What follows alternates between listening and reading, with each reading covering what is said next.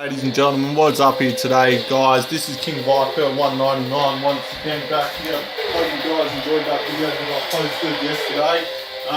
That was the setup video for Richmond International Raceway. Now, today, what we're going to be tackling today is, like I was saying about the short tracks. Now, today we will be racing at Pikes Peak International Raceway. Now, I'm going to gradually do these videos as they come along. So this time, will be Thomas Scheckter again. Will be Scheckter again for this one.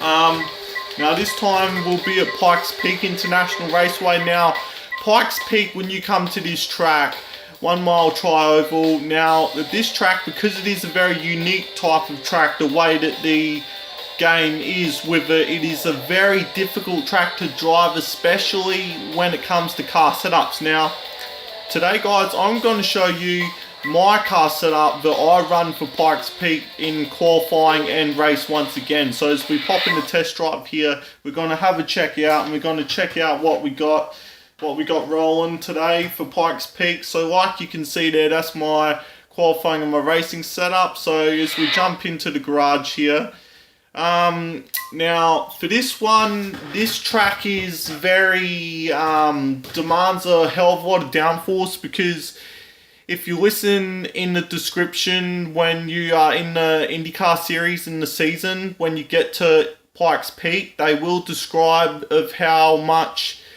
thin air you are up, because you're up and above sea level, so you're going to lose about 500 pounds of downforce and about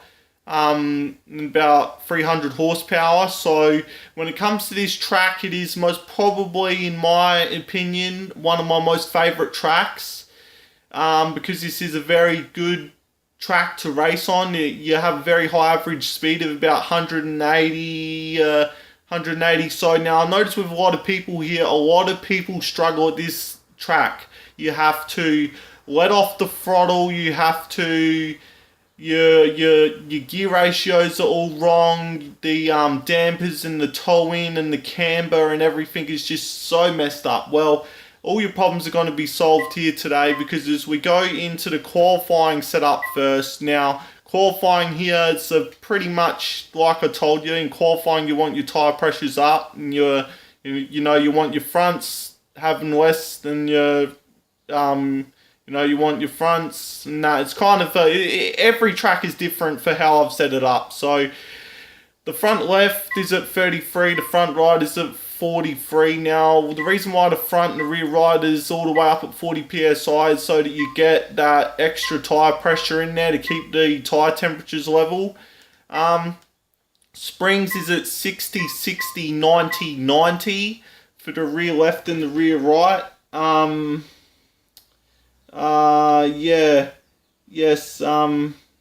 Because you need those stiff rear springs on the car. Now the dampers here is at 45, 40 for the front left and the front right, and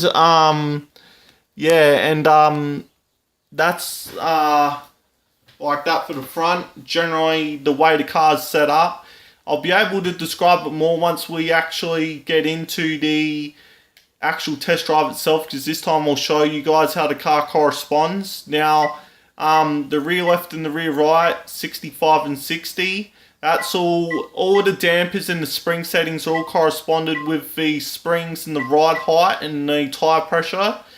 Now the ride height is at 32, 45, 45. You do need a very low ride height here for when you're running qualifying, so you get that extra grip on the track. You will notice that the car there will be a lot of sparks coming from the under tray. And another thing I also wanted to mention about ride height, which I didn't get to do in yesterday's episode, was that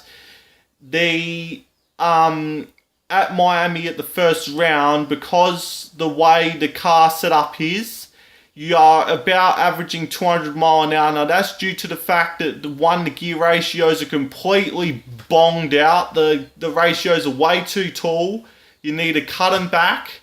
And you'll also notice in the replay, all the AI will be driving the same. They'll have the same car speed because the thing is they run with every car setup. And these car setups that I have is exactly the same what the AI runs with, because, you know, I got all the setups for every single track from a friend of mine that I know.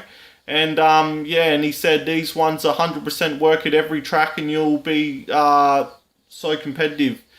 Anyways, as we get into the gears here now, gears is at 76, 113, 141, 173, 200 and 211. Now, you don't really need to use gear 6 here, as you'll find with the automatic transmission. The only time you ever will chop it up into 6th gear is about when you get into drafting here. But word of advice as well, you got to let off the throttle a lot, depending on if you're a beginner or if you're experienced or if you know how to race this game. Now the camber is at 0.1 for the front left and the rear left. Front right is minus 0.4, how you would expect. Now the toe in on this for the qualifying is set to 0.3 and minus 0.3, minus 0.6. Now the toe in at this track, like I said, at tracks like Richmond, Pikes Peak, Gateway, and Nazareth, are very important because of the way that the turning in each corner is. The car sometimes will struggle to get turned in right, whereas if the toe-in is set correctly, it will make it so much more easier. At all the speedways and super speedways, most of the time you don't even have to adjust it, which that's what we'll show, but we're covering the short tracks and the difficult circuits that a lot of people have trouble with. So we're covering all of these circuits first, and then we'll get on to the more advanced circuits when we get later on into the setups. Now, wings is at 20 and 49. You can go to about 50, you can go to 65 here. Now, that's another thing that I said, the wings are set at 59 because the default setup for this, it does run a very high front wing angle on this. Does run it, and you see that's at the minimum there because you're running that extra high downforce front wing. Now, as we jump into the race setup, it is slightly different. The pressures is about the same, so as I'm running from here. The springs is more stiffer, 70, 70, 90, 90. The rear left and the rear right, and the front left and the front right. The dampers are about the same, 50, 550, 50, 550, 60, 560, so on, so on. Ride height is massively different because when you are in qualifying, the lower the ride height, the more grip you get.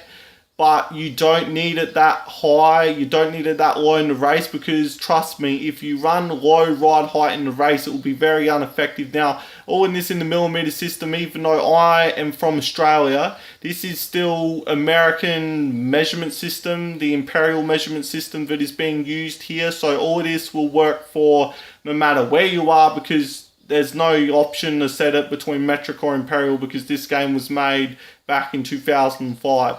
Now, gears here is set at 76, 113, 141, 173, 200 and 211. The camber is at 0.1 at the front left and the rear left, so pay attention to that as well in the race. The front right and the rear right is at minus 0.4. The toe-in is at 0.1 and minus 0.02. Like I said, the towing in the race comparing to qualifying, the reason why the qualifying tow is so much more significantly more, as we take a look here, is so that you get that extra turn in and that grip for those extra 2 runs. Otherwise, if you have the towing like that, it'll be a lot more difficult. And I've tried the run of it, and I said to myself, no, JB, I said, nah, you can't run it like that. So, you know, as we get on here, we'll take the car out in the qualifying here, because we've done test drives. So we'll see where we qualify up on the grid. Generally, Pikes Peak is a good track of mine. The weight jacker as well. The weight jacker, you want it all the way up. So you want it plus, you want it all the way up at the top of the bar. Now, like I said, there's only a few tracks on the game where you need to run it at minus, which I think that is at, like it is at Richmond, Nashville, Chicagoland. Some of them need minus on the weight jacker and others need plus. It will help, especially with the turning in of the car, the weight, because if you add too much weight on certain tracks, it will be too much and the car will just completely bottom out and it will just, just slide out. So we'll crank the fuel load all the way down to 5 laps, about 7 laps of, we'll put up to about 8 laps of fuel. Front wing, you want it all the way up at 2050. You want that all the way up. Change tyres on because this is qualifying. So, so for the Target Chip Ganassi team with Thomas Scheckter, now, like it is, you turn your fuel mix all the way up. You put your weight jacker all the way up there as well.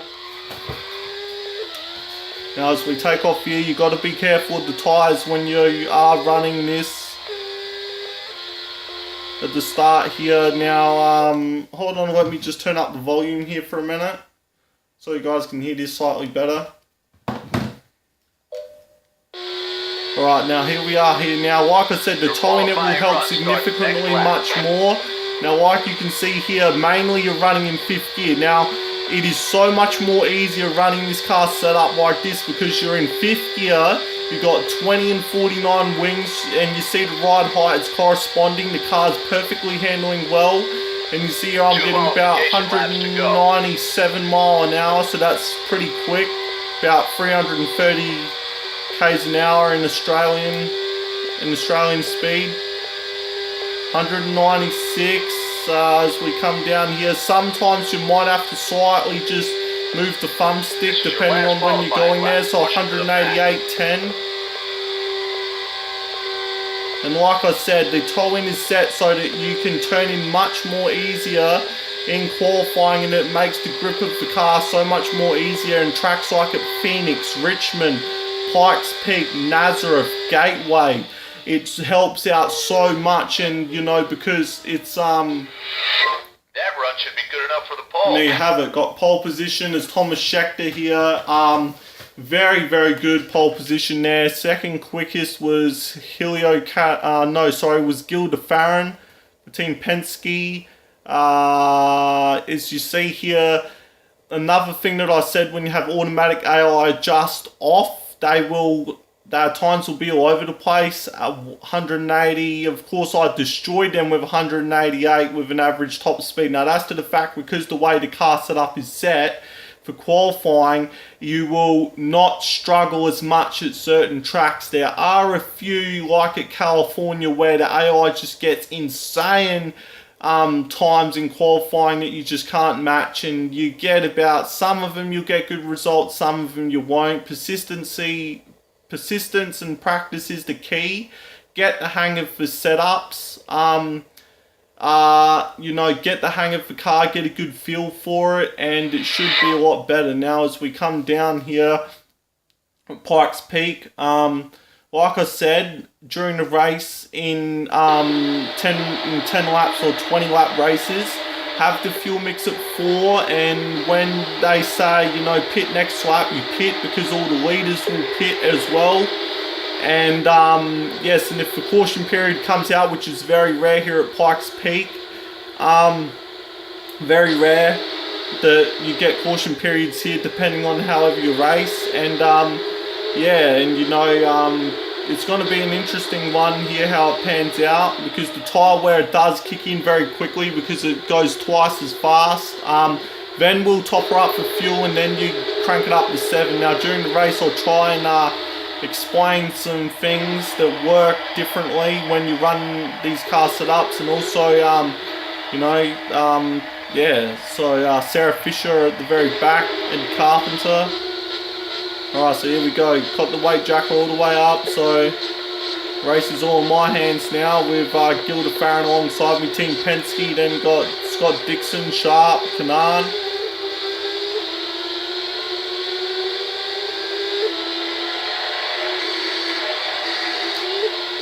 And I guess I got to jump on him there because the AI their starts are slightly different. So you'll notice here as well that in the race the setups is slightly adjusted more. You see you don't get as much top speed. The speed is about the same when you have the fuel mix up, but you burn fuel twice as fast because these are about 860 horsepower V8s engines back here, because in the early days all they had was oval circuits here. They had, you know, like Las Vegas, Nashville, Kentucky, California, Indianapolis, Richmond, Pikes Peak, Gateway, so on.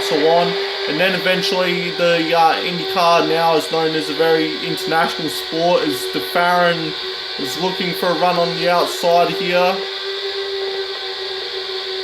And like I said, your times that you run in qualifying, you will be using your qualified tyres. So this is why and you see there I just hit 6th gear. That's when you get in the draft on the main straight here. You want to try and pull it in, get the inside line. You want to try and have it covered nice and well here. You're now in first place. 185, 186 here. You see the AI, they all run the same setup I'm using.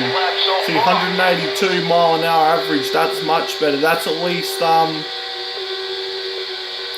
yeah, so I've got 5.4 laps of fuel left. Generally in 20 lap races you will pit between, sometime on these tracks you will pit between lap 7 and lap 8, depending on whenever it is.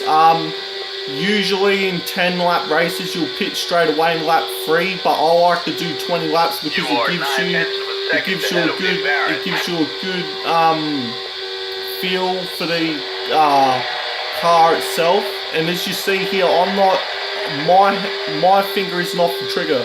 I'm just easing it out just a little bit, and because the temperatures are corresponding so well with the car setup right now and the wing settings, you do not have to back off the throttle here. You can just hammer it down like that, easy as, right? And a lot of people would be asking me, well, I know a lot of people don't even look at my channel, and a lot of people don't even know what these videos are for, but I'm doing this to help people, give them a better understanding of the game, help them out more, and I thought it'd be better to video them than just sending messages. Your fuel is low, you should pit next lap. Come into the pits on your next lap. Right, so we've got to pit this lap now, lap 9, so like I said, generally at short ovals like this, you'll pit in at short ovals.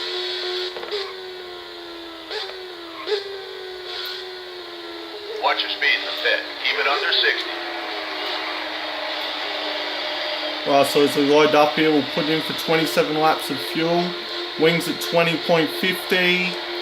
You also really have to watch your speed limit at some of these tracks on the game.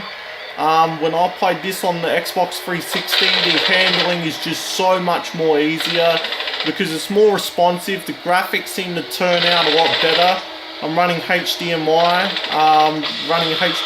output for this TV.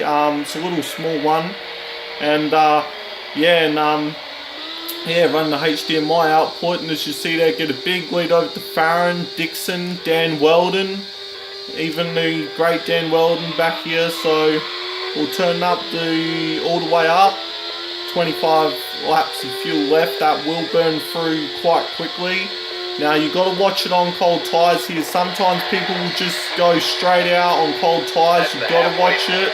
You've got to let the tyres warm up. And over the course of about a quarter distance or a half distance race, you'll generally find that the tyres, you can manage them quite well if you nurse the car and if you don't get it. And as you can, and like I said, you can manage the tyres quite well over those long distance races if you take care of the car. And also, like I said, keep the fuel mix at 4 until about the last 20-15 laps, until you've done your third or second stop, because generally in those big long races you'll need about 2 stops or a stop or something like that, depending on however much. And you also have to calculate how much fuel you need for each run, for how many laps. You are 0.5 of a second ahead of DeFarron. DeFarron now's got a big run on us. He's about 5/10 behind, so we're on lap 13 here. Here's a couple of back markers. It looks like AJ Foyt and Ed Carpenter. I think that's up there, and you can see the tyre temperatures are completely different from qualifying to in the race. As DeFarron makes a move up on the inside of us here, we have to respond quickly.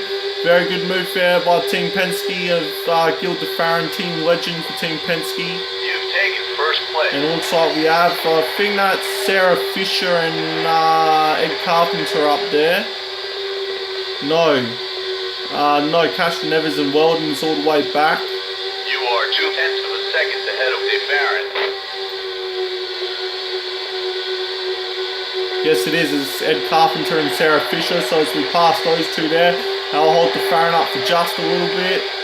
Those guys have to allow you to pass. And like I said, when you have automatic AI just off, these guys will race to the fullest. They will not slow down. They will continue to go as fast as they can. They'll just drive as quick as they can. And when you have it on, it means that they will slow down. If you are a lap down or say 30 seconds or more behind the race leader, they will slow down, because I've played split screen multiplayer with my brother on this, and it does happen. I've been ahead of him and your car will automatically just drop speed. The game will not allow you to speed up until the opponent or the other player that's on the other screen, until he gets within 5 seconds of you, the game will not allow you to go at full speed, so as fast as you can. And that's the same with automatic AI adjust. So we've got 3 laps here to go. Looks like this one's fairly in the bag here. Yeah guys, hope you like watching this here at Pikes Peak. Hope this does help a lot here at this track. I'm not too sure how popular this is amongst the people with this circuit.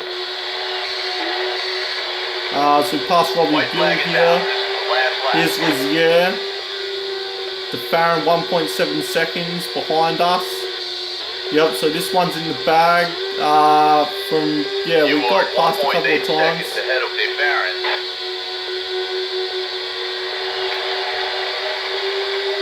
Awesome racing, you pulled it off in fine style. Yep, I did pull that off in fine style, guys. So there you have it. Best lap of the race was a 19.4. The quickest lap was set by, let's see, 19s here. There's no one's got quicker than 19. Yes, we had the quickest lap of the race with 19.4. So like I said there, the times you will get about the same amount. Some tracks they will be competitive, some tracks they won't, because it's just the way they are, the way Codemasters made it. You know, another reason why this game is so good, because it's made by Codemasters, for God's sakes. I mean, this game is just unbelievably so realistic and extremely popular amongst the people, and the car setups that I showed you right there is a result of how well it works. You will have much better competitiveness online. Well, I think they shut down the PS2 servers, the PlayStation servers in 2010. I think because there's a couple of online videos, and I think there was one where a few guys were racing, and so if you enjoyed the video, hit the like button, comment, subscribe to my channel. If you want to know anything, don't be scared to leave a comment. I'll try and answer it if I can answer the question for you and that. And thanks guys. The next track we will tackle will be Phoenix. We'll tackle Phoenix next, the second race of the calendar after Miami. We'll tackle that circuit because that is also a very difficult one to get on top of the AI. And yeah guys, this is King Viper 199. Promised you guys I'd bring you another video, and here it is, Pikes Peak International Raceway. Alright, see you guys.